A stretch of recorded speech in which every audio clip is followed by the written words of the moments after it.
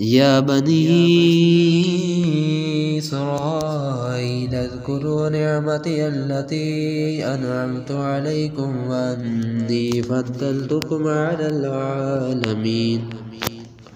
واتقوا يوما لا تجزي نفس عن نفس شيئا ولا يقبل منها شفاعة ولا يؤخذ منها عدل ولا هم ينصرون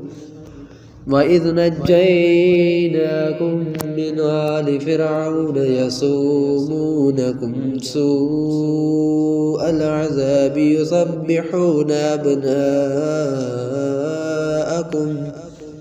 يذبحون أبناءكم ويستحيون نساءكم وفي ذلكم بلاء من ربكم عظيم وإذ فرقنا بكم البحر فأنجيناكم وأغرقنا آل فرعون وأنتم تنظرون وإذ واعدنا موسى 40 ليلة ثم اتخذتم العجل من بعده وأنتم ظالمون ثم عفونا عنكم من بعد ذلك لعلكم تشكرون وإذ أعطينا موسى الكتاب والفرقان لعلكم تهتدون وإذ قال موسى لقومه يا قوم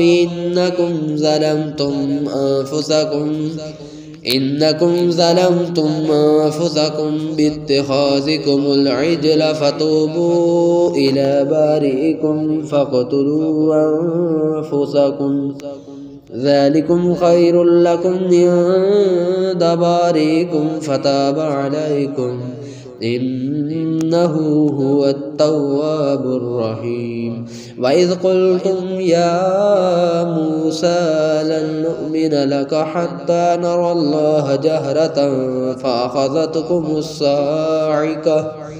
فأخذتكم الصاعقة وأنتم تنظرون ثم بعثناكم من بعد موتكم لعلكم تشكرون وظللنا عليكم الغمام وأنزلنا عليكم المن والسلوى كلوا من طيبات ما رزقناكم وما ظلمونا ولكن كانوا أنفسهم يظلمون وإذ قلنا ادخلوا هذه القرية فكلوا منها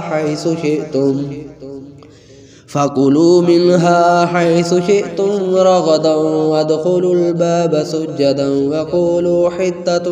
نغفر لكم خطاياكم وسنزيد المحسنين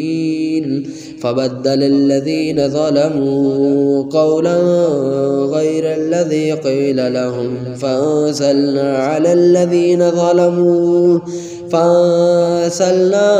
الذين ظلموا رجزا من السماء بما كانوا يفسقون.